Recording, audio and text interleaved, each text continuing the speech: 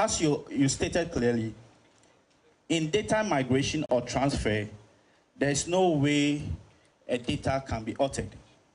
The likelihood of what will happen is a missing of data. Now, I have a situation, or we have a situation whereby a voter's ID number is being given to a different person. If you have your system here, I think that one I can give it to you for us to check correctly. Then there's another way where the data is being given to, when you search, the person's data is not in at all. You have to just go through by searching using the person's name. So those are the few questions I'll ask now. Once you ask, there will be a follow-up questions on those things. Thank you very much. Thank you very much. Thank you very much. Last part. No, please. We've given you more than 9 minutes. No, so please, can we go to another, come back? Okay. So please. Thank you very much.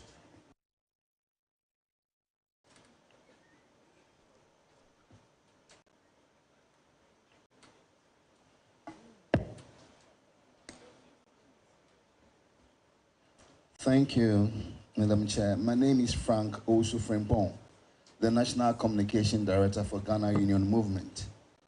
Mine is two quick ones. The first is on the concerns raised by our brothers of the NDC. And my observation is that if there is a possibility of the EC's IT department engaging the IT sectors of the political parties on a different meeting so that they can, because some of the things are technical to some of us.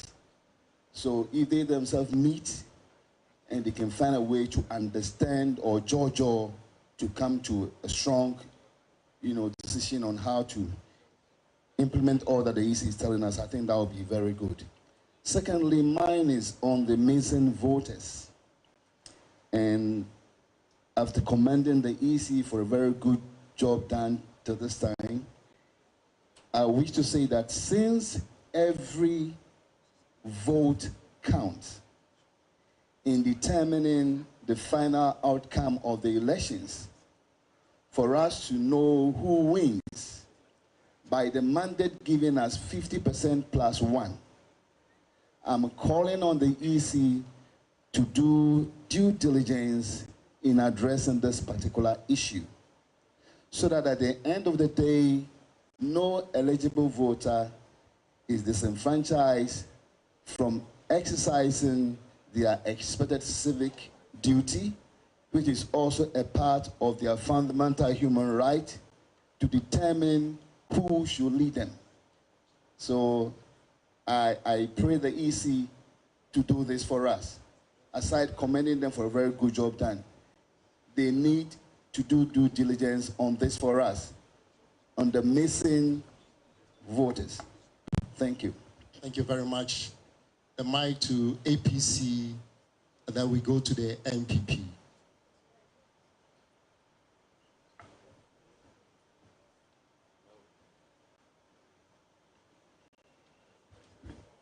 Thank you very much. My greetings to Madam Chair and to all party members here from various parties. First of all, I want to applaud both the NDC and Madam Jane Mensah, the Commission, for doing a great job and listening to each other. The NDC had brought a lot of issues for all of us to listen to. We have carefully listened to it from various platforms, and today we are on the main platform where things were addressed for all of us to hear. But for me, it's going to be very difficult for Ghana to have a perfect system without a national data system. We've been running around talking about data collection, data system, national health insurance, DVLA, Ghana card, EC. In other jurisdictions, I'm sure some of those from the foreign countries are here. They have a data system, a database, one data system that has every information of everybody from the child born today until the last old man standing. We don't have such data. And we must admit that we are doing our best to give each other a perfect data. And that has challenges. We cannot say that we will not have challenges in anything we do. That is not entirely true. So in as much as we want a perfect data, we should be thinking about the APC national data system that we have been proposing all this while. That system captures every information of everyone. And when you turn 18, you don't need the EC to tell you, come and register. A letter will be sent to you to go to the EC's office to register your name automatically. When you turn 18, whether you are a Ghanaian or a foreigner who comes from Ghana or another country, you cannot register if you're a foreigner. But what do we do here? Parties here bring in foreigners to come and register. Parties here bring in minors to come and register. And you expect 100% perfection of a voter register. How is that going to be possible? We are the cause of where we are today. And we must all admit, we cannot be feeding the voter register and expect it to be credible the way we want it. So if the EC is giving us something and the NDC is asking a forensic audit into the voter register, there's no problem asking for a forensic audit. But the problem here is that we are only holding a provisional voter register.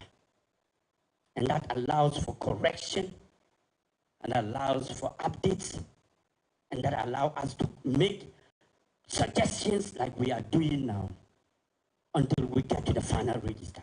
It is when we have the final register, then we have problems with it. Of course, we will all agree that yes, we will not go to the election until these problems are resolved.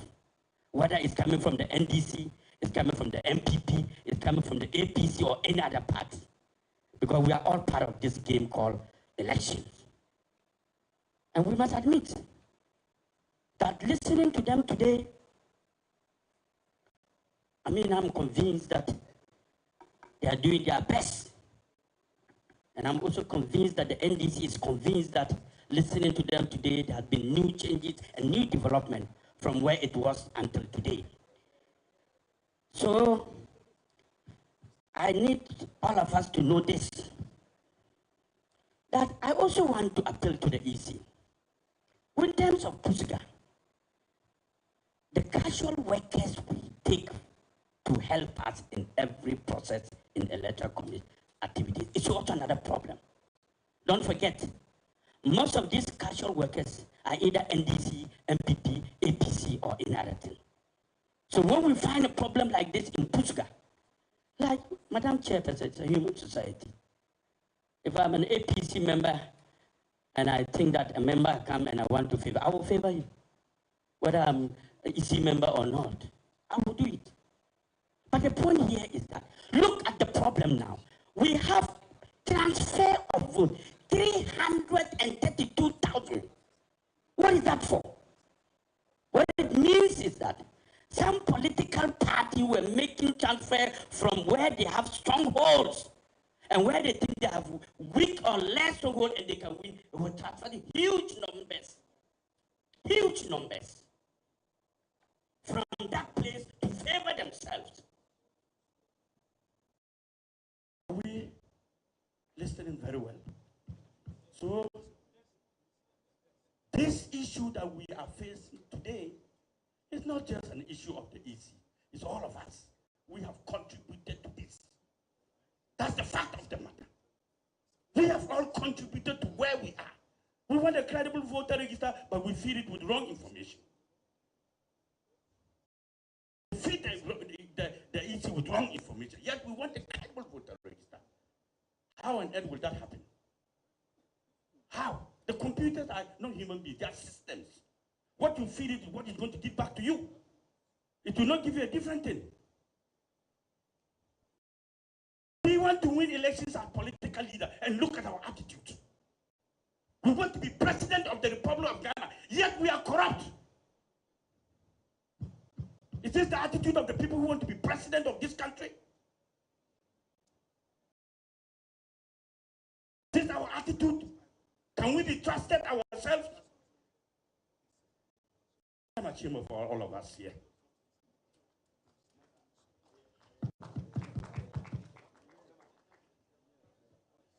Please, let me finish. Yes, everybody has time. The NDC spoke well. I'm also a big party. Then the issue of forensic audit into the IT system. Let me be sincere with my brothers from the NDC. If there is no IT system, there is no voter register. Let's be sincere. If the IT system is not working, there is no way you can get a voter register. So, I will plead. Yes, of course, we all want what is right for us. So let's wait. Mr. IT man, you were here, and you listened to what everybody is saying. We all want a credible voter register. Because we want, when we win, when the APC win election, there will be war between NDC and MPP. When the MPP wins election, they will come and say the voter register was not corrupt. They will accept it in this state. If they win this election, they will accept the voter register. They won't come complaining. Am I right? The same way, if MPP wins, they will also accept the voter register. So in as much as we want a credible voter register, Madam, well done for giving us a perfect understanding of what you presented today. We are grateful. I am not here to defend any party or support any party. I am here to talk for APC and the Ghanaian people. We are their voice. And we must begin to look at each other and tell us the truth. We are not here for propaganda. We are here to build a nation. We are here to build institutions, strong institutions. And we must all be part of it. I thank you and I rest my case. Thank you very much. Thank you very much. Please, we'll move the mic to the NPP. NPP, LPG will come to you on the next round of questions. NPP, please.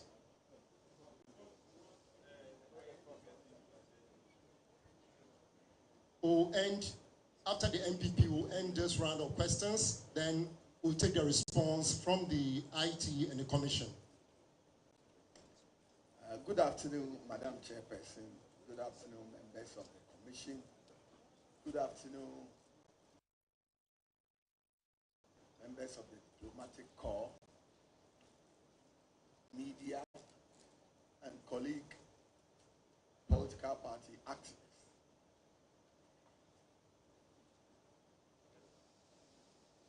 Today is 1st October, and barely 9 years ago, 2015, we were assembled here for the same purpose of getting a credible register for the 2016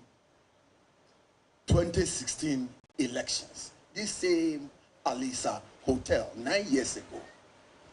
And I recall vividly, as a member of the NPP team, that when we had made our presentations about the state of the register, that it was bloated, that it was not fit for purpose, and we were calling for a new register, our colleagues on the other side said, no, the register is fit for purpose. Allow the Electoral Commission to do its work. Why are you interfering in the affairs of the Electoral Commission? Today, they are playing the catch-up.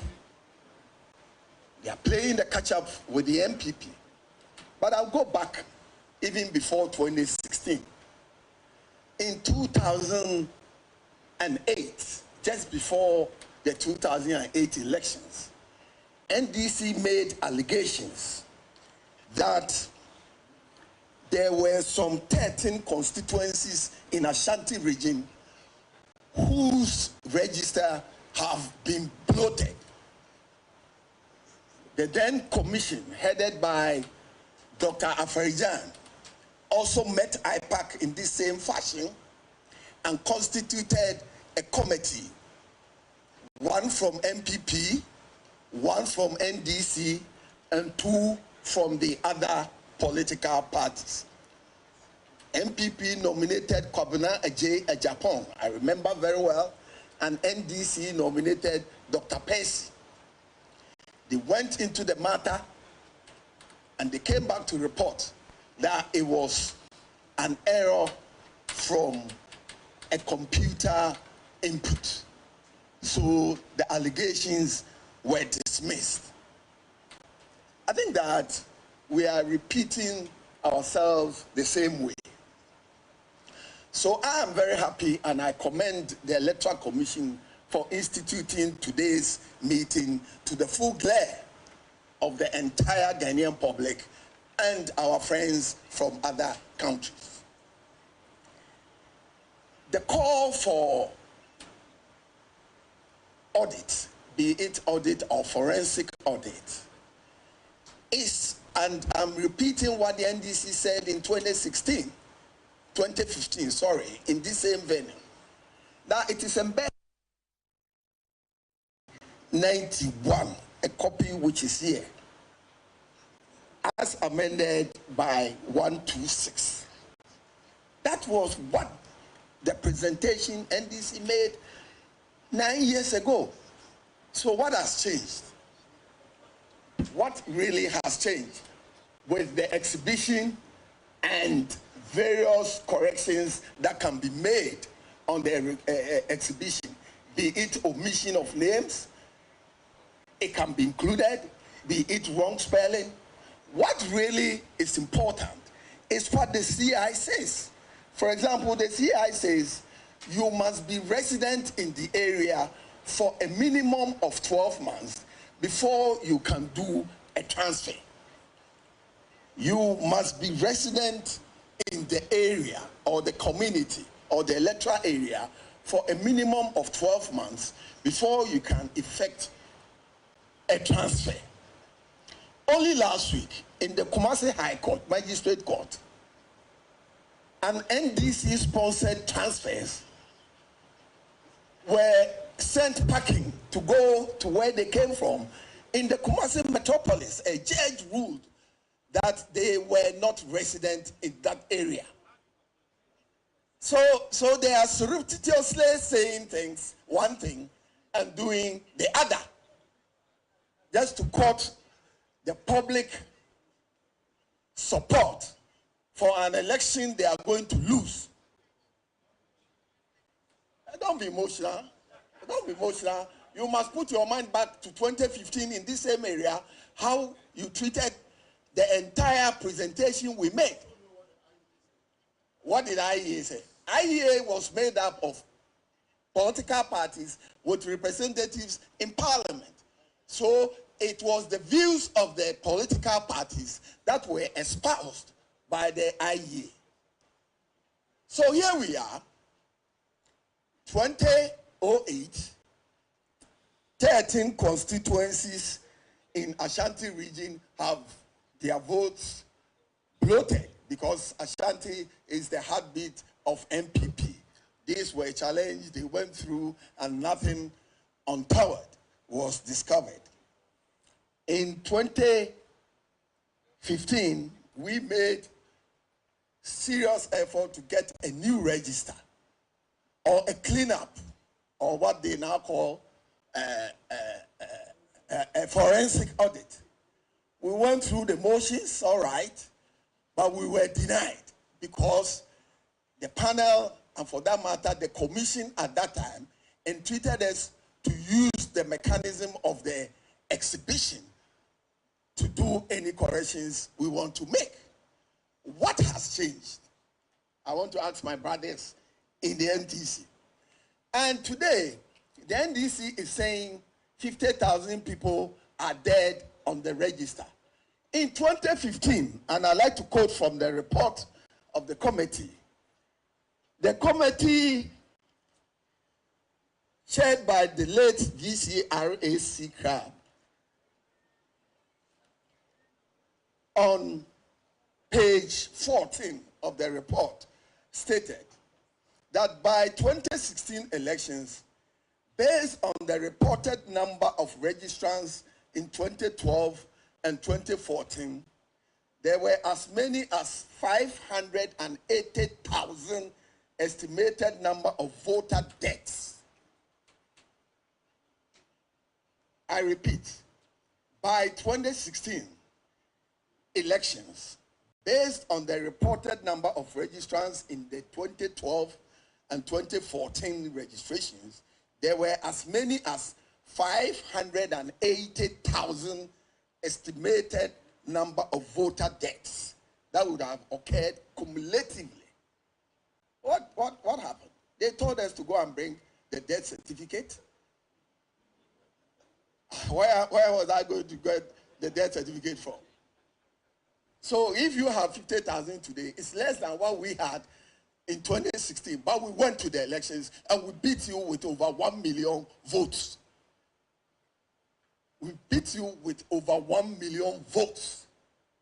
Unprecedented in the history of elections in this country.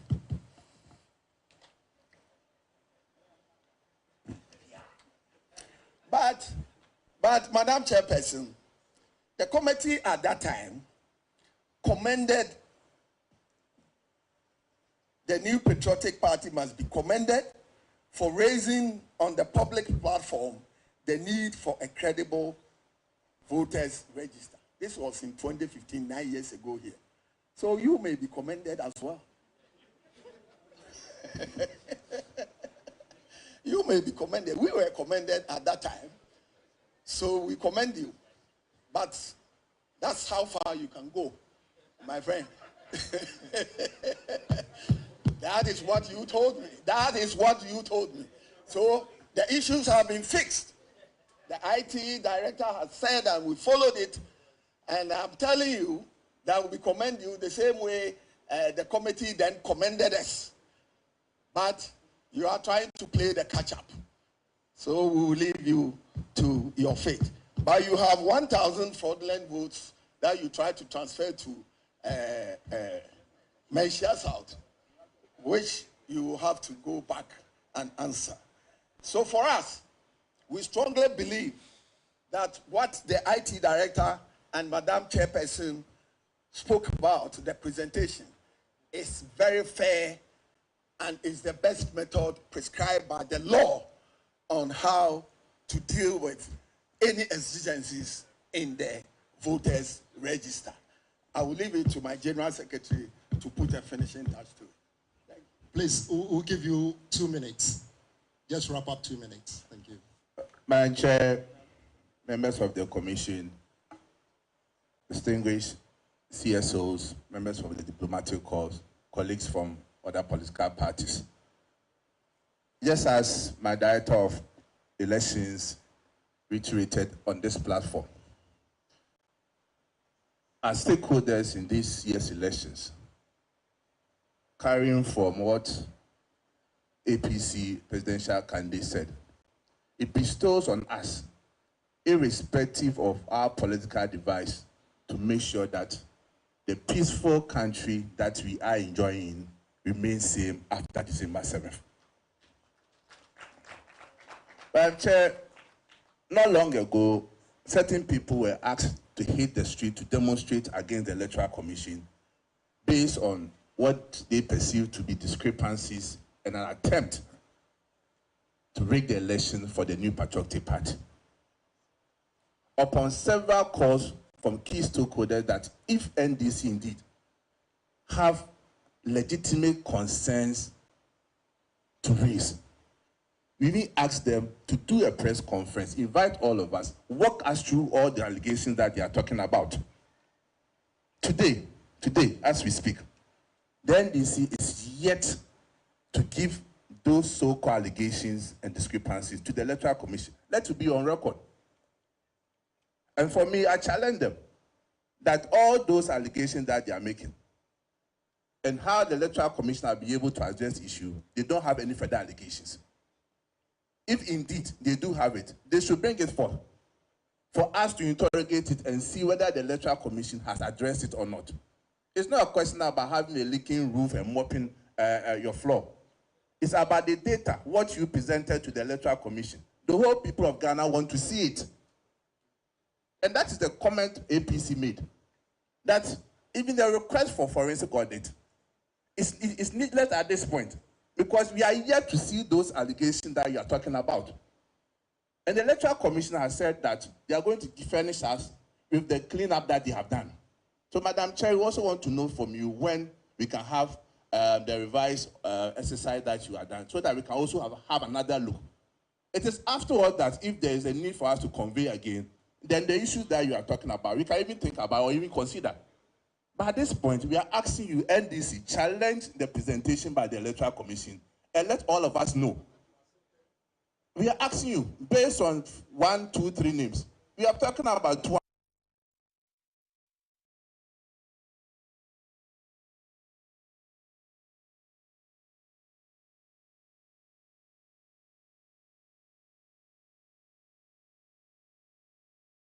That we have here, that indeed is correct, but the figures that you have here are all multiple registrations that have been done since 2020. That's exactly what I presented.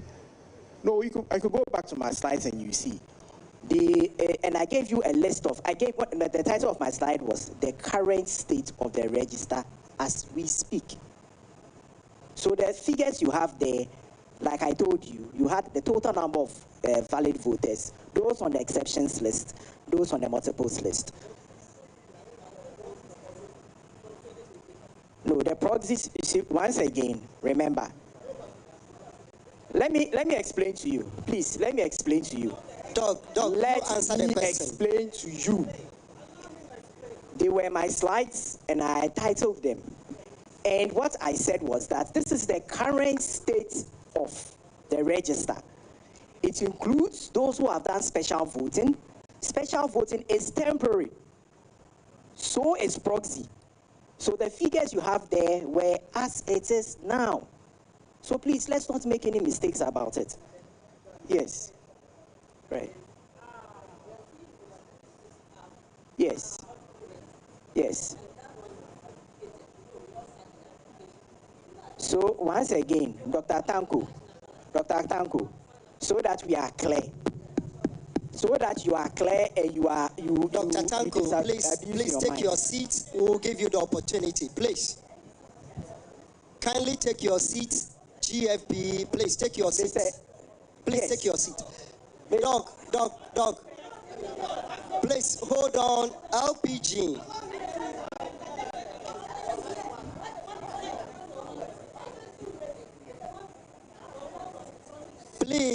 Please, I retracted it. I said the commission takes exception to that, and I retracted it, if you could remember. So please, GFP, please take your seat.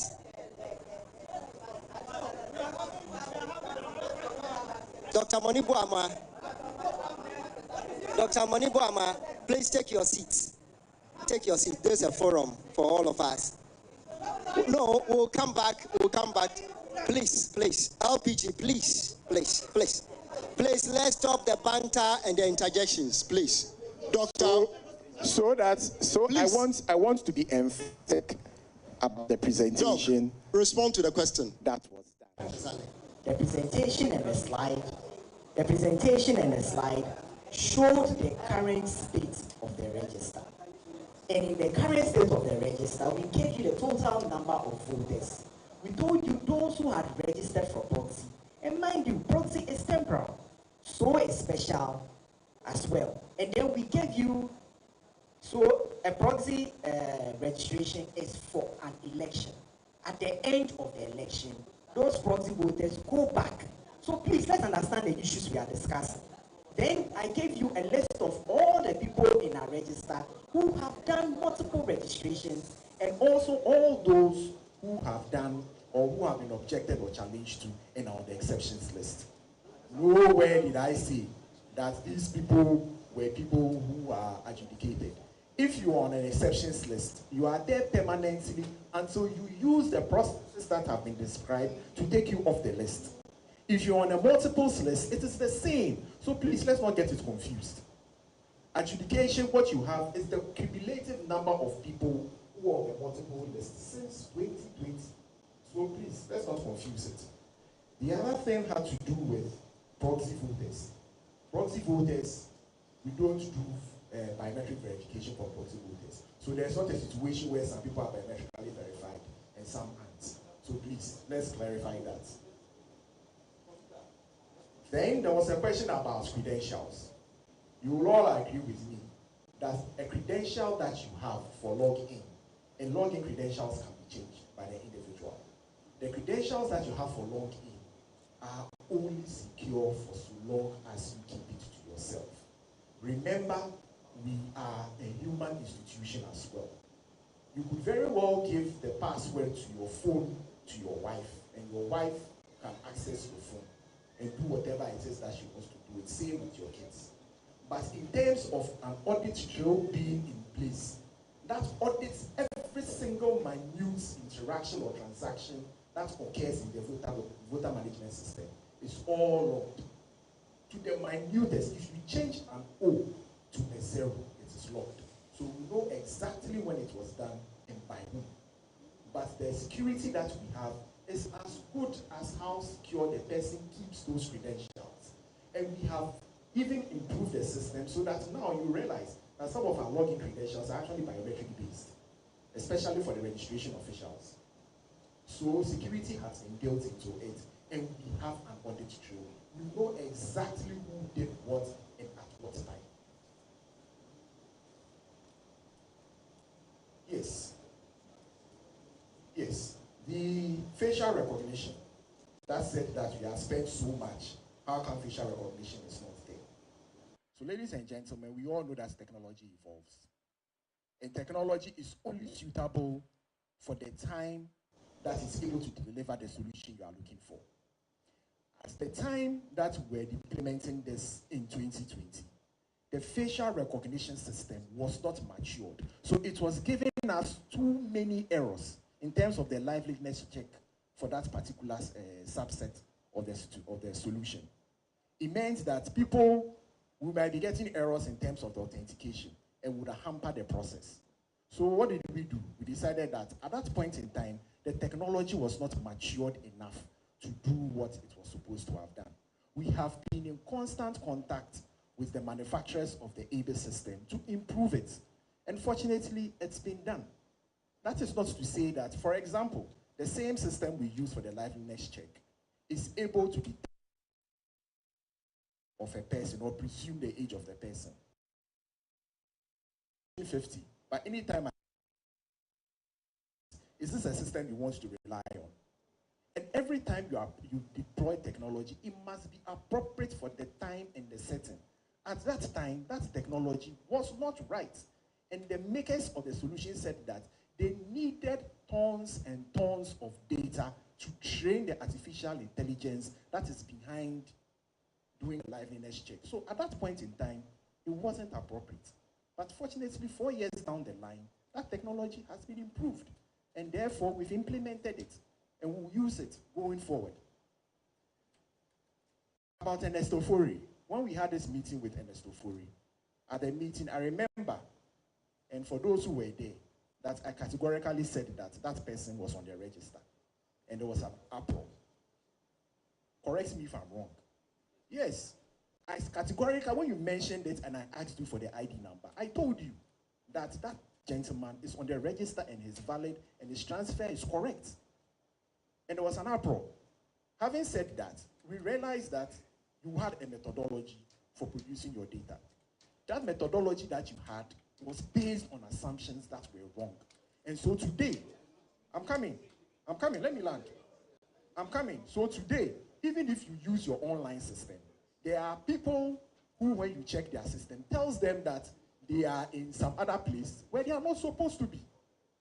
And therefore, that in itself is a problem, because now the public is using a system that is based on a wrong data set. And we have examples of that. And possibly, it is important that the Commission makes it known that using systems that has data that's been extracted with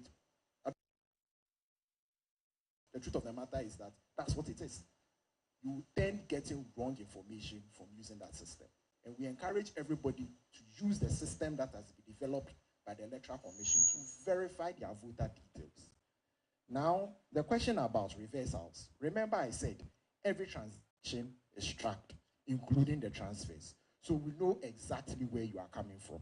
If you've done one, even from 2020, if you give me a voter ID, I'll be able to tell you exactly where the person has moved from.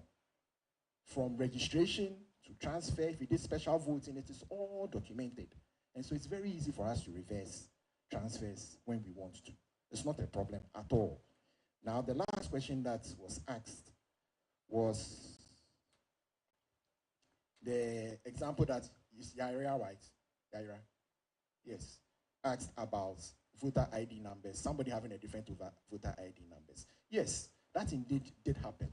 It did happen in 2020 because once again, we're doing offline registration. Now, offline registration, what it meant was that there were some of the systems that were issuing the same ID numbers. This occurred in 2020. Since 2020, 2022, 2023, 2024, we've not had any such occurrences, all right? But in the past, when we're doing the offline registration, there were instances where some of the IDs overlapped, and I think this was well documented. And when it happened, those people who had the duplicating with new IDs, because obviously we saw the conflicts, and so those conflicts were fixed. So I don't know which case you are referring to, and once again, if you share the information, we'll go into it and we'll find it. We are open to correcting any issues that may arise, and it is important for us to understand that. Once again, I just want to go back and reiterate, the statistics that we have there are actually what is currently pertaining now. Proxy voters are temporal and they are for an election alone. Special voters are also temporal and they are for an election alone. Multiples are permanent. Once you're on a permanent list, once on the multiples list, you are permanent unless you go to court and have the court reverse it. Same with the exceptions list. So the figures you have there are the cumulative figures since 2020 and not for 2024 alone.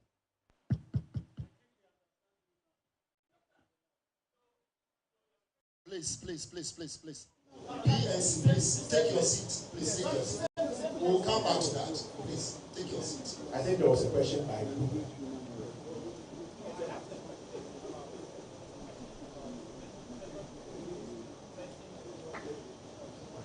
The method. So anybody who we detected as having been illegally transferred, like I said, we have a record of where they came from, and therefore it's easy to reverse it.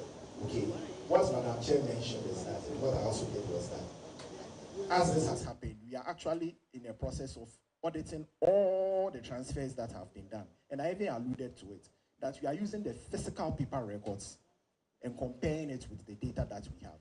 We know all those who did transfers by fingerprints, and we know all those who did transfers by facial recognition. And we are trying to find the people who may have spoofed the system and bring them all out. I don't make the algorithm. The people who made the ABIS are applying that.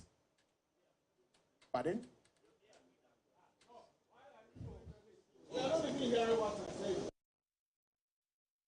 The important thing is that there are steps to identify if any spoofing has been done. Thank you very much. And the algorithm is a proprietary algorithm. We don't know. The manual voters, the question from whom was, where will the manual voter list be? The missing voter list will be. Once again, missing voters have already explained to you. Are people who rightly did a registration, but either they have a problem with their biometrics being corrupted, or their data never made it to a data center. Now, for those whose IDs are corrupt,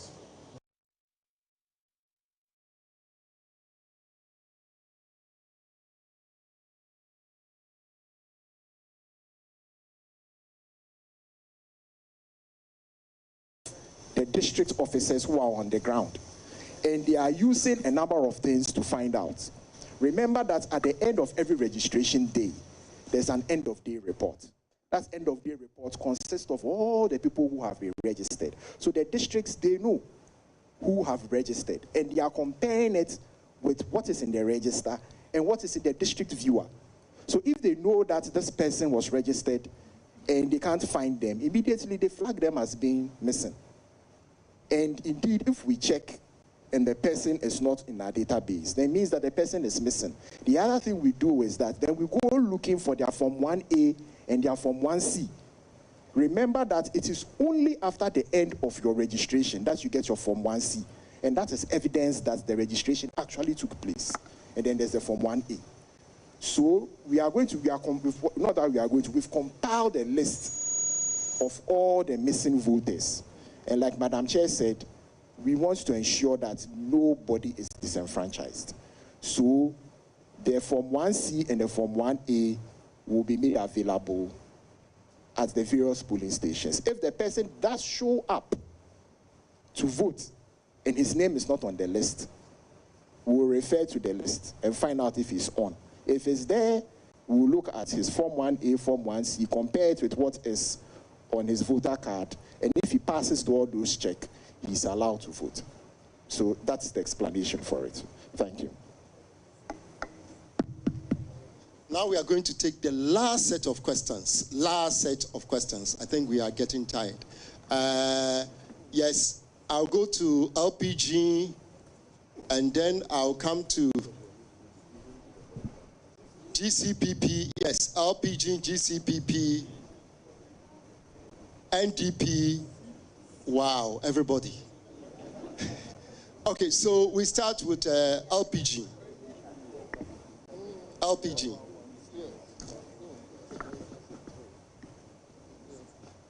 Please, this time around, we're going to give you 2 minutes. No. 2 minutes. My brother, don't bring that. My name is Kofi Akpalu, the next president of Ghana. I want to take this opportunity on behalf of all the other parties to commend the NDC. They have done the yeoman's job for taking time to go through the register to be able to identify 50,000 people, 50,000 dead persons. It's not a joke. Then, Dr. Boama, well done. And 50,000, when you divide it by 18.7 million, it will give you 0.002. And this is not even up to 0.01%. So in auditing, this will be classified as immaterial. So no auditor will spend time to work on that because it's immaterial. So those who are calling for forensic audit, at this point in time, it casts my mind back to 2016 when, what is that judge's name? The judge that we met at Alisa, 20, VCWWQRC, crap. Yes, VCRAC crap. VC crap, yes, okay. He said something, and I want to bring all our minds to it, that we had no time to waste. So from now to 7th December, it's 65 days or 67 days. When are we going to do this forensic audit? 276 constituencies, 40,000 polling stations, 18 million registered voters. going to do the auditing in less than 60 days. So, NDC, please stop this request because it's not going to help anybody. And mind you, this is a biometric register. No dead person can come out from her grave or his grave to come and vote. So if there's a dead person on the register, what is it going to do to affect your results? So please, this one is non-starter. You shouldn't have even sent that request here. You have wasted everybody's time. So, EC too need to be commended for the work that they did this morning by presenting this to us. This has demonstrated that EC is up to the task. They know what they are doing, and everybody must commend the EC. And I'm not going to accept that human error institution or whatsoever, because we all know some political parties in this country have been registering minors and foreigners who are not supposed to be on the register. And they have transferred a lot of people from places where they have no business to go and register to elect members of parliament. After doing this, then they turn around and come and tell us that the voter register is compromised. This register is not compromised. Thank you and God bless you.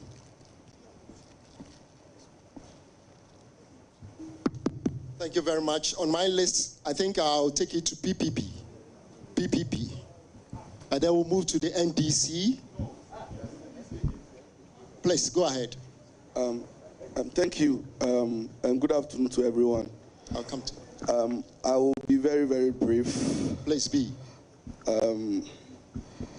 One thing excites me about the Electoral Commission's presentation, and which is in all of this, they give us the assurance that they are either in the process of fixing the challenges, the anomalies, or they have fixed. However, one thing is also obvious from their presentation, that they admit or they come to terms with the fact that there are anomalies and discrepancies in the register. And so, in the provisional register, in all of this, in the voter management processes and systems, there are certain elements that play a role and eventually culminate into the final outcome of what we call the voter register, which is the processes involved, the people, and the kind of technology we are using. I want to know, as we are all here, we all know that from the back end of the voter management system, there could be anything happening there that we are not aware. Just as the IT director said that certain things are happening and they could happen again. What I'm trying to find out from the director is that, and from the EC is that, what mechanisms or measures are they putting in place, or have they put in place to ensure that these loopholes will not be exploited by somebody, some bad person somewhere at the Electoral Commission to put in or key in persons that are not eligible to vote? I just want to know what steps they are going to put in place. Right, thank you very much. Thank you very much, PPP. Because the mic is there, I would like to go to NTP, then we'll come this way, then we'll finish up. Thank you very much. Thank you very much. Quickly, from the proceedings so far, I think we are making fetish of the management of the IT system, even though the IT manager has explicitly explained to us, most of the observations that the NDC made. Please, don't let us take our attention away from the regulations that are provided in the CI. It is very, very important. After all, it's the CI that gives direction to how maybe the IT system, should find out whether there's any fault or how to solve a challenge and so on and so forth. Please, the whole electoral process is rule-based procedure. And the EC itself is a creation of the law. The most important thing is that they are the very nerve center of our multi-party democracy. And the way we carry out, the the IT system and challenge it into the extent of calling for a forensic audit or whatever, probably is not the route to go. That would not help us in any way. The point is that if you look at the regulations, as they are stated, there's nowhere, where it brings out or states that at least there should be something forensic. I think it is very clear. If you take the voter, the exhibition to the provisional voter register up to the certified, the procedures there corrects everything. So I consider the problem of the NDC as somebody, the analogy that I give them is somebody who has maybe a spiritual malady rather than a physical malady. The problem is that, you see, we are all obsessed at this time, of the year going into an election to think that if we don't do A, B, C, probably we might not, win or something like that. But the problem is that everything is rule-based. We go out in the public to proclaim our flag bearers as having won. Or better still, if they don't win, then it means we are not going to agree and so on and so forth. In violation of, the creation of the electoral management body.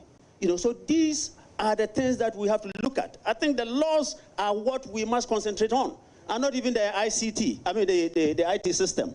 If we want to dwell on the IT management system, I think we will not have any solution out of the problem that they have asked. So it's very, very important that, please, let us look at the CI, and see how we can apply ourselves, to the CI for the resolution of the problems that we have. Everything that you have said here can be, found in the regulations that the CI produces. And that is very, very important. Let us respect the regulations. Otherwise, we'll not get out of this mess. Thank you very much. Please, we move it to GCPP. GCPP. Thank you very much. My name is Citizen Atudazi, the General Secretary for GCPP. I think today I will walk out of this room very proud as a Ghanaian, because the electoral body has allowed itself for this open forum on this discussion. This cannot be found in even other developed countries. So I think it is important that we all become proud as Ghanaians seeing this day. I also want to say that our election processes has developed based on contributions by political parties. And we have made a key stride because the NDC did not relent, and they pushed and pushed for this. So I also recommend the fact that their vigilance has also led us to another stride, which will become a history for all of us. In all this, I want us to remember that we are about 68 days to election. It is important that whatever that we do, we know that we are behind time already. Based on the calendar of the EC, we were supposed to receive the final register on the 5th of September. Today is the 1st of October, so we are already behind time. I would want to find out when will the certified register be ready for all of us. Number two, in all the deliberations that I've heard, we have referred to CI 91 and CI 127. That means that it's important we play by the rules of the game. And if we decide to go outside the rules of the game, that is where we would have all these issues that are happening. And I think during Madam's presentation, she made mention of another forum which could be on their website in terms of auditing. I think CI 91 Regulation 23 talks about the Commission providing or posting the provisional register on the website of the Commission. This is embedded in CI 23. I believe the exhibition period is over. CI 91 Regulation 23. And I believe the exhibition is over. So I am not too sure if we are opening ourselves up again for other processes that are beyond what is captured in the CI. We might be introducing a lot of interjections which might take us a longer period. So I think we should all agree that the processes have been laid out, it's been followed. We look forward to a certified register so that we can go on with the rest of the elections. God bless our homeland Ghana and make it great and strong. Thank you very much. On my list is CPP. CPP, yes. Right. Good afternoon. I know we are all exhausted, but let me just say one thing. I want to take this opportunity to congratulate the Electoral Commission for being a listening commission. We've been going through a lot of processes that leads to demonization of our institution in Ghana. Most especially the Electoral Commission has been through this, through the MPP, NDC. And this time around, I want to say, Madam Jemensa, thank you very much for being so robust and resolute on these matters. We are also, the CPP's position is very clear. What is the position of the law as far as these matters are concerned? Once the positions of the law is so clear, from the CIs 91 to 126 and all those ones that are spelled out here, we don't need to jump out of the bus when the bus is moving. We need to be very careful. The situation that we find ourselves in this country, it appears to be like every election year, like Ghana is leading towards to an end. And I think this must stop. We must stop this. And also, I would also like to say this to the NDC, that they should take out propaganda out of every argument that they raise. That leads to electrifying the system. The temperature is so high in this country, like my senior brother said, Hassan Ayaraga. Ghana must survive and Ghana must live on beyond elections. And this is what should guide us. I mean, calling for demonstrations against a document that is at the draft stage. I mean, for God's sake, that is really, really above board. We know, everybody understands the word provision.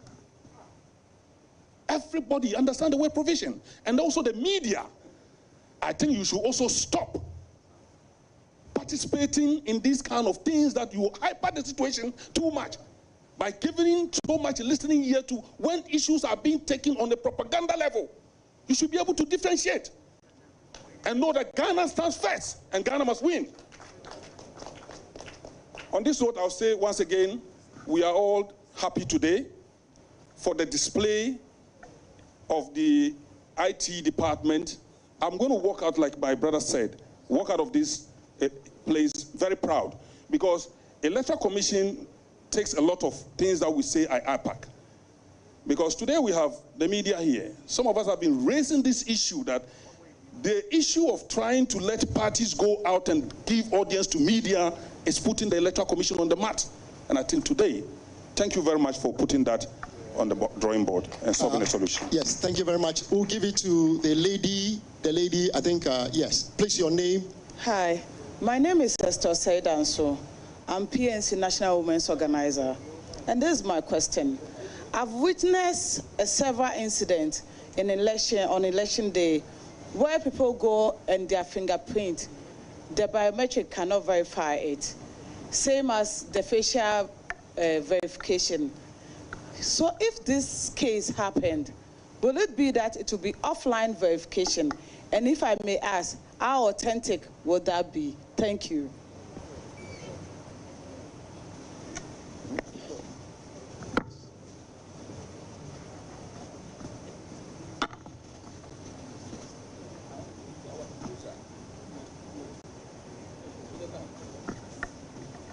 Please, Tanku, Dr. Tanku. Dr. Tanku, please, Dr. Tanku. Dr. Tanku, please. We are giving one slot to you. One slot to you. You raise your hand and then I wrote your name against it. Please, 2 minutes. Thank you. No, please, PNC has responded.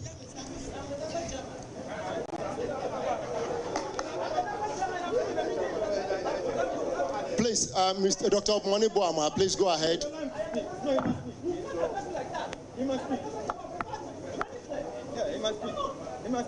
Please take your seats. Please take your seats. Please take your seat. Dr. Moniboama, 2 minutes. We are all wrapping up. It is obvious that, but for the NDC doing the hard work, analyzing the provisional voters register,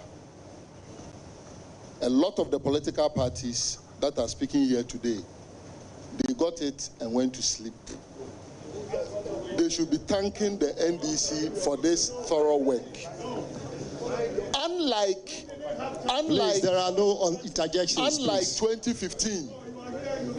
2015, when a certain running mate was bandying around 80,000 names in the register, that was proven to be false, said Togolese.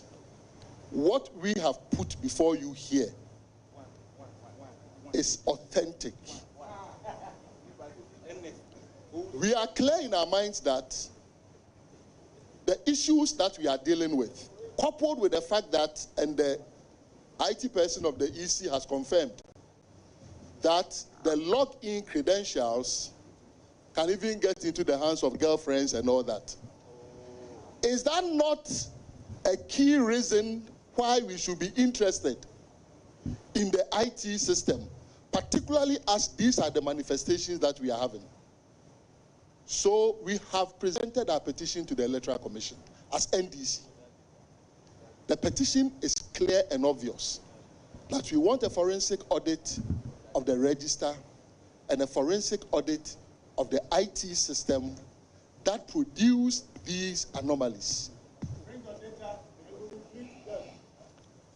What we will do is this afternoon, we are meeting as a party. And the good news is that you hear from us after our meeting. Thank you. Thank you, Dr. Moniboama. We'll conclude with the MPP, and that's it. Please move the mic to the MPP. MPP.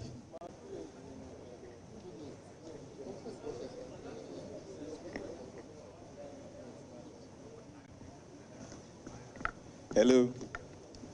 Good afternoon, Madam Chair, commissioners here assembled, our friends from the media, our colleagues.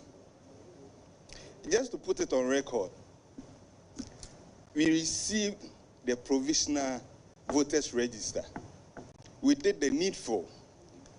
The New Patriotic Party has been very consistent that we printed them for our polling station executives for them to do audit. It is the reason why in Menchia South, the court has ruled that those names should be transferred back to their original polling stations. That is what we did. You've been commended already by Chairman McMenu, so that is fine. But the issue is, out of all the issues you raised, it was only one, Ernest Ofori. Ernest Ofori. Of all the issues, the categories you raised, and the numbers involved, 284,000 transferred, 15,000 transferred, 50,000 dead people. It was only one. So please, I think today the data has said it all. The data has said it all, to the extent that your methodology has questions. I think that for the commendations you've gotten here, you should be humbled enough to review your methodology so that you will not raise issues that do not have basis to be a focal point to cause a certain mayhem in this country. Madam Chair, I heard you in your opening remarks that there are about 40,000 plus polling stations. We want to have specific numbers so that it will help with our planning arrangement towards the D-Day. I also want to bring this to the attention of the IT, that you should still be mindful of people trying to get access into your system so they will hack it. Be mindful of that. Madam Chair, we've observed elections in some other countries. We've been to Kenya, we've been to Nigeria, and few days to elections, these are some of the issues. So I'm happy that today we've had this session, expanded IPAC that is being beamed live for Ghanaians to watch, so we'll be able to compare. I don't think using certain platforms to make issues with that basis should be the order of the day. If not, it doesn't help our cause. And I think for all of us here, we want to have a peaceful elections. And the new Patriotic Party, Mark Manu said it, from 2008, have been championing for credible elections and register. We will not run away from that. But let it be put on record that as much as we support the call for credible register, doesn't mean that we will run away from the CI 126 as amended and 127. We will continue to go by it, and it will not be detracted by the NDC. Madam Chair, in 2020 elections, in 2 polling stations, one in Ewutu Senior West, one in Boko Central, the EC staff responsible for ballot issuing, for the fact that our presidential candidate then, Nana Addo Dankwa Akufo-Addo, was on the #1 on the ballot, was torn off. He was torn off. So the ballot papers that were issued did not have him on the ballot. Thankfully, you issue a statement questioning all officers that any ballot that do not have all the 12 candidates on it must be deemed to be invalid and rejected. We want it to be put on record. By God's grace, the new Patriotic Party's presidential candidate is #1 on the ballot. We don't know what has happened to those people who committed such crime. We don't know. But the new Patriotic Party will not take it anymore.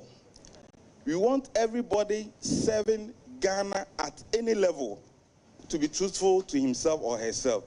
The new Patriotic Party will always support.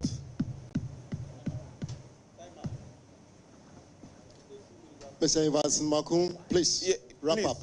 Thank you very much. We needed to confer. Madam Chair, so we went through also the presidential process, so we know those who are in the contest. Notwithstanding the call from Chairman Asaki, we'll still know. But I want to find out, in terms of the parliamentary, when are we getting the report on those who will be on the parliamentary ballot? And also to add to what my General Secretary said, Madam Chair, we want to find out when we can bring our hard drive to pick the corrected provisional voters register. Thank you very much. Thank you. Thank you very much. On this note, I will give the floor to Dr. Yaufuri Eje to respond to some of the issues. Thank you. Okay. So I'm addressing a few issues that came up from the last submissions that were made. The first one had to do with the backend system and what sort of access control we have in place. Ladies and gentlemen, please be rest assured that the Commission operates a zero trust policy. And therefore, by default, we don't trust anybody. Let me finish. By default, we don't trust anybody. And what that means is that all our logins are authenticated, and we encourage and strive and implement and ensure that after a period of time, logins are changed. So we don't trust, and that's a zero trust policy. So there's visibility in terms of whatever anybody does. And so we know exactly who has done what and at what time. That is the only way we'll be able to safeguard the data. And everybody is aware that if you do something, we would know. So backend systems even have zero trust policy throughout. The question was asked about what happens if facial fails, if fingerprint fails and facial fails. So the sequence of events is this. First, you are verified by your biometrics. We all know that over a period of time, your biometric fingerprints degrade, especially for people who do hard labor, like farmers and laborers. So it's very possible that we will not be able to authenticate you biometrically using your fingerprints. Then we move to facial. If facial too does not work, then there's the manual verification process, which is well published and established and will be used. I'd like to take this opportunity once again to reassure everybody here that the systems that we have put in place have been deliberately designed to make it secure. So for instance, it's been said that biometric voter registration kits have gone missing or have been stolen. That in itself is not accurate. It is the laptop that is in the kit that has been taken away. It is important for us to realize that the laptop on its own can do nothing. It can't, because, hang on. It's important that we do this because it speaks to the heart of the security systems that we have, okay? There's a process that allows a machine to connect to the system. And for every registration exercise that we do, we undertake a deliberate process of enrolling which machine can connect to what, and even which machine can issue which sets of ID numbers. So, even if a machine is taken away, remember that we've got these processes that we use to enroll the machines. And so somebody may take a machine, but that machine is as useless as it is.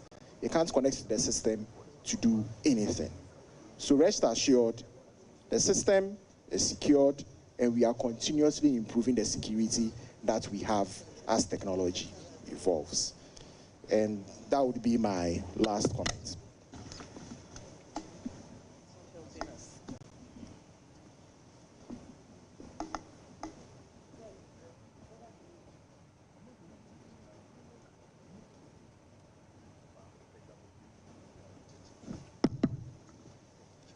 At this point, we'll give the floor to Madam Chair to give us the closing remarks. And then we'll have Reverend Ikuya Ufori-Boateng, Commissioner, Electoral Commission Ghana, to give us a closing prayer. Thank you very much, Madam Chair. Thank you very much to all of us for being here and for your useful considerations and your feedbacks. We will definitely take it home and reflect on it. And I believe that quite a number will be used to strengthen our processes. I thought I'd like to end on the issue of trust, because Dr. Omani-Boamah in his statement indicated that they have trust issues with the Commission. As a Commission, we believe that trust is built on transparency, the sharing of information, our responsiveness, and providing the citizenry with facts and information and the evidence. And we believe as a commission, we have demonstrated that we've been transparent, we've been responsive, we have not hidden any information, we've been responsive in addressing the issues of the citizenry in a timely manner, and we've provided them with evidence and facts. You would attest, and you agree with me, that right from registration through to the declaration, we've opened up all our processes to the citizenry. I believe that this is the only commission that has done that. If you look at the registration since 2020, we have provided the citizenry with daily infographics, daily information on the number of persons who have registered across the country, drilling down to male, female voters, and also to persons with disabilities. And so any interested citizen or political party should be, at the end of the day, be able to collate with near precision the number of persons who have registered throughout the country on any given day. In the conduct of our affairs, we may make mistakes, and we have made some errors which do not go to the heart and do not affect the credibility of the registration, and for that matter, the election. They are minor errors, and it's not to say that we gloss over it. But the good news is that we have been very responsive. We've come out very quickly, we've issued statements, we've made corrections, and we have moved on. We have not hidden the truth, or we have not remained quiet. We have addressed the issues and informed the public that yes, some errors have been made. Here are the corrections. And we have provided this in a timely and accurate manner. And so for us, this is the trust that we speak about. I'd like to also state that we do not have anything to hide. And if you would notice, from our registration, whether it is the balloting, we've opened up to the media. I do not believe this was the case prior to 2020. In the case of nominations, we've opened up nominations to the media, and every single political party has had its turn. And they have been given the opportunity to address the citizenry. And we've also provided the citizenry with the opportunity to observe the process. This is what we call trust. And today, we've opened up IPAC to the whole world, and we intend to do so going forward. I think there's nothing that we've hidden. And so this is the best we can do, and we hope that we can improve upon it. But you agree with me that our systems have a lot, they are built and they are robust. And the framers of the Constitution and our CIs embed processes that engender trust. And so right from registration, 21 days before the start of a registration exercise, the political parties are provided, the EC provides the political parties with all the gazetted centers. This is to enable them to prepare their agents and have them observe the registration exercise. And so from day one, if it's for 21 days, party agents are given the free will to observe the registration exercise. The good news is that we embed a high level of transparency in the sense that party agents are provided with a start of day report indicating the number of persons who were registered the day before. And they are also given an end of day report. Again, that has built transparency into the process, and that should engender trust. If parties have any issues with the register, they have the collation. If they notice that in their strongholds, the numbers have dwindled, or that numbers have gone higher in other places, they have the documentation, which is the start of day that the system generates and provides to them. And so the question is, any political party can today, with the start of day and the end of day reports, collate with near precision the number of persons who registered on any given day. And yes, some of them may have been challenged. The good news is that the district registration review committees have party reps on those committees, and therefore they have that information to be able to act and to use it. You come to exhibition, the law embeds transparent processes, robust processes that should engender trust. The register is displayed for the whole world. It's a come one, come all sort of thing. And everybody can go to the registration center and view it. And if you have an issue, you have every right to raise it and have it corrected. And that is the process that is in place, and it works. In addition to that, we have the magistrates, the district registration review officers appointed by the Chief Justice, who sit at every district and hear cases. Persons who are aggrieved, persons who have issues with the register are provided an opportunity to present these cases, and they are heard in a transparent manner, and rulings are given in writing. This, again, is a transparent and robust process that should engender trust. You come also to the balloting. We all know recently when we were balloting is open to the general public. The EC does not determine who is number one. Indeed, people have said, oh, do you determine? We said, no, you ballot. And even as to who takes the ballot that will determine the positioning is not done by the EC. There's a process that allows parties to pick, you know, in the order of the party that will pick the ballot first. All these processes are transparent and they are covered by the media. I believe that this should engender trust. You come again to nominations, as I said. It was an open process. There was fairness. Committees were set up, and there are reports that have been provided based on the committee's work. The process is transparent. A few have taken us to court, and we will prove to the citizenry and the people of Ghana that the process is transparent, is fair. The EC has nothing to hide, and it has no intention to stop anybody's presidential ambitions. You then come to the printing of ballots. Ghana is one of the few countries in Africa that prints its ballots in-house. We are enjoined by law to provide the parties with details of every single printing house that is going to print our ballots, and we do this. And so from day one to the end, in fact, in some cases, even after the election, the parties are within the printing houses, they are monitoring their ballots. We provide them with the serial numbers of the ballots so they know that there's a range for each region. And therefore, if you go to a region and there's a ballot that is out of the range, you should be able to raise questions. This is the transparency of the process. They remain in the printing houses 24/7. Until the ballots are packaged.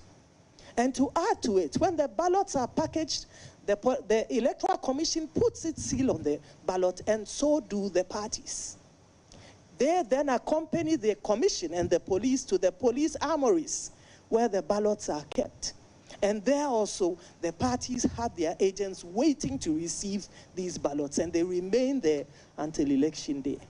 We know how it works on election day, that the ballot boxes are opened for all to see.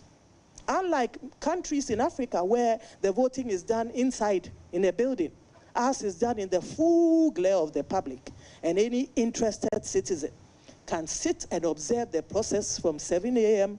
to, is it 5 p.m., if they so wish. Prior to being at the Electoral Commission, I used to do that, to go and visit many polling stations, and nobody stopped us from standing decently and observing the process. And you could do that all day if you so wish. But we know that the way it is done, the ballot boxes are open for all to see before the start of the registration. And at the end of the process, in the full glare of the public and the agents of the parties who are present, the ballots are poured onto the table, they are separated and sorted out, and they are counted in the full glare of the public and the party agents. They have a right to demand a recount twice.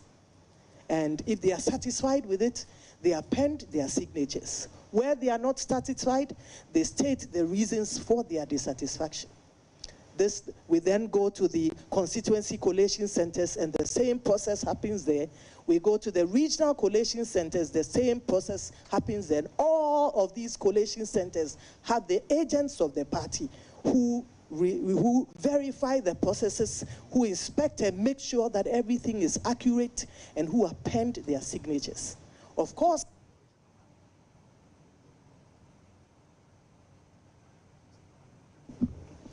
at the polling stations, we all know that when the party agents sign on to the pink sheets, a copy is posted at the polling station. And the beauty of this process is that every media house and every citizen has the right to take photographs of these polling station results, which are the basis of the results. The polling station results are not changed. What we see at the polling stations pasted on the wall forms the basis of the results that the chairperson announces. From the polling station, those results are sent to the constituency collation centers, and the party agents are there. They are satisfied, it is collated, and it is put on the summary sheet and the results collation sheet at the constituency.